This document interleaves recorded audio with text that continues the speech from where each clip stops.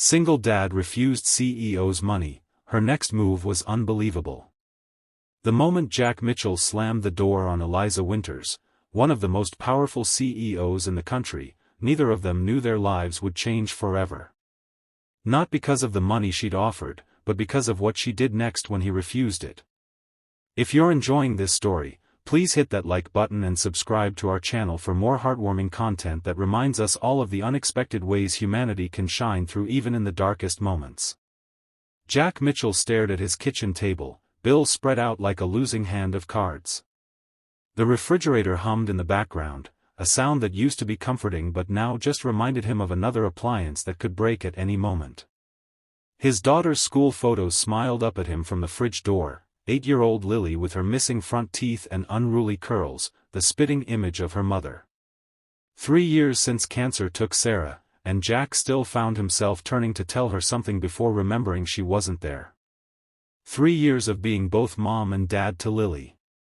3 years of working double shifts at Henderson's auto shop, his hands permanently stained with motor oil that no amount of scrubbing could remove.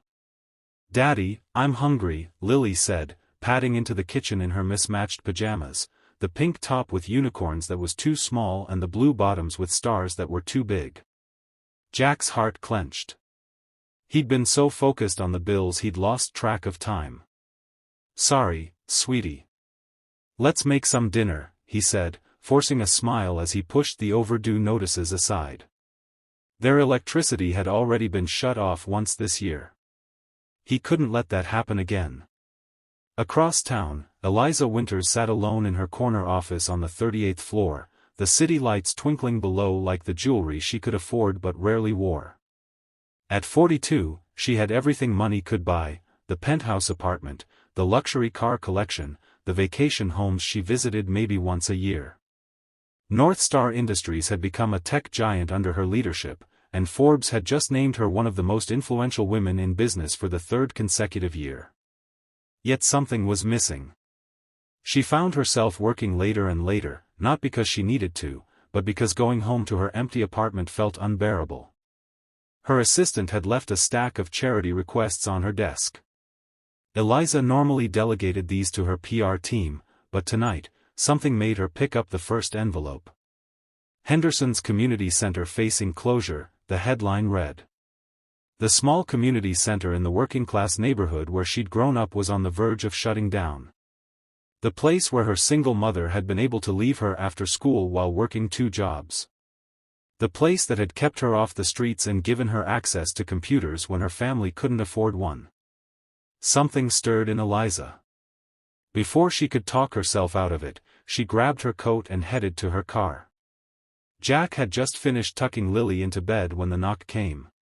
Opening the door, he found a tall woman in an expensive-looking coat standing on his worn welcome mat. "Jack Mitchell? My name is Eliza Winters. I'm the CEO of North Star Industries." She extended her hand, which Jack reluctantly shook, conscious of his calloused palm against her smooth skin. "I know who you are," he said cautiously. "What brings you to this neighborhood?" Eliza explained about the community center, how she'd learned Jack was not only a regular volunteer there but had started a weekend program teaching kids basic car maintenance, practical skills that could lead to future jobs. "The center mentioned you've been having some financial difficulties," she said, her voice softening. "I'd like to help. Personally." She held out a check with more zeros than Jack had ever seen. His face flushed with heat. "I don't want your charity," he said firmly, stepping back from the door. "The center needs saving, not me. I'm managing just fine." "But your daughter." "My daughter has everything she needs," Jack cut her off, his pride flaring. "Love, a roof over her head, and a father who works honest hours for honest pay." Eliza tried to explain that it wasn't charity but an investment in the community program he'd created, but Jack wouldn't hear it. The conversation ended with him politely but firmly closing the door, leaving Eliza standing on his porch, the uncashed check still in her hand. That should have been the end of their story. But it wasn't. The following Monday, Jack arrived at work to find a commotion at Henderson's auto shop. A sleek black car was parked outside, and his boss, Old Man Henderson, was shaking hands with none other than Eliza Winters. "Mitchell. Just the man we need," Henderson called out. "Ms. Winters here has an interesting proposition for us." Jack approached warily, wiping his hands on a rag. Eliza met his eyes with a challenge in her gaze. "Mr. Mitchell," she said formally. "Since you wouldn't accept my personal assistance, I've decided on a different approach. North Star Industries is launching a new vocational training initiative in partnership with local businesses. Henderson's Auto Shop will be our pilot program." She laid out the plan. North Star would fund state-of-the-art equipment and expansion for Henderson's shop. In return, Henderson would formalize Jack's weekend program into a full apprenticeship initiative for disadvantaged youth, with Jack as the lead instructor. The program would be housed at the community center, effectively saving both institutions at once. "This isn't charity," Eliza said, holding Jack's gaze. "It's business. We need skilled technicians for our manufacturing division, and your program can create a pipeline of qualified applicants. Henderson gets to expand his business. The community center stays open. Kids get career opportunities. Everybody wins." Jack stood speechless, seeing the determination in her eyes.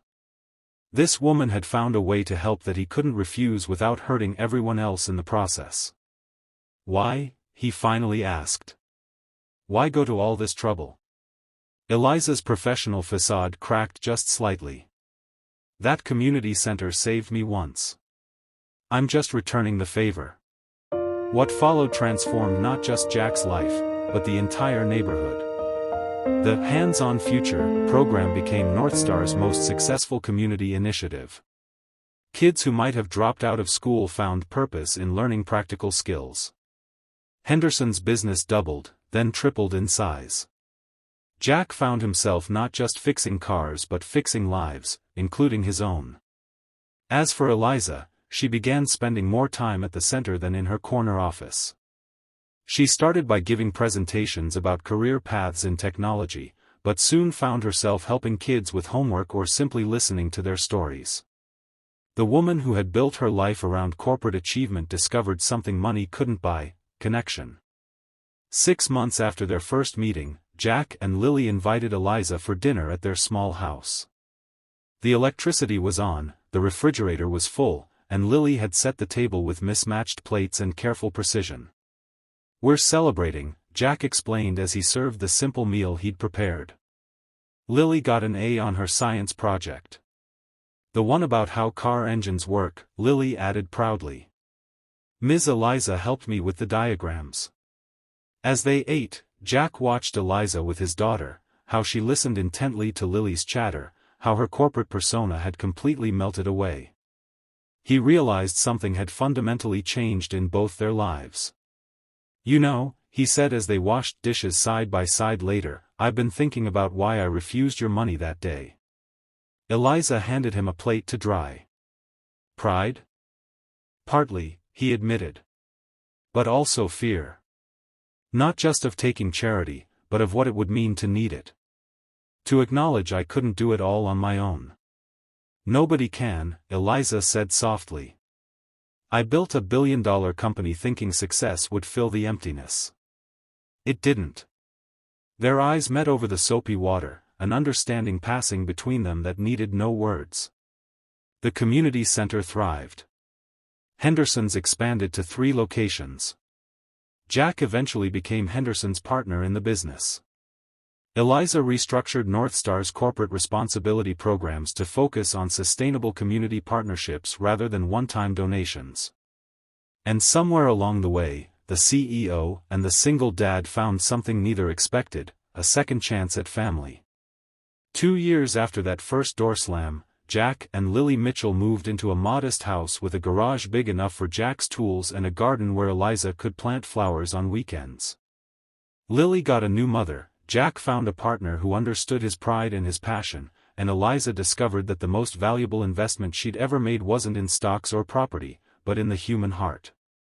The program they built together became a national model, replicated in cities across the country. Not because a wealthy CEO threw money at a problem, but because two stubborn people found a way to combine their strengths for something greater than themselves. Sometimes, when they gather with graduates of their program, young men and women now supporting families of their own with the skills they learned, Jack thinks about how close he came to missing it all because of his refusal. And Eliza remembers how one rejected check led to the fullest bank account of all, a life rich with purpose and love. The greatest gifts, they both learned, aren't the ones that come with price tags. They're the ones that come when we refuse to give up on each other, when we find creative ways to lift each other up while honoring each person's dignity. In the end, it wasn't about a CEO's money or a single dad's pride. It was about the unbelievable power of seeing the best in each other and creating something beautiful from that vision, something that no one person could have built alone. If this story touched your heart, please like this video and subscribe to our channel for more inspirational content that reminds us all how one connection can change everything. Share in the comments how someone unexpected changed your life, and let's create a community of hope together.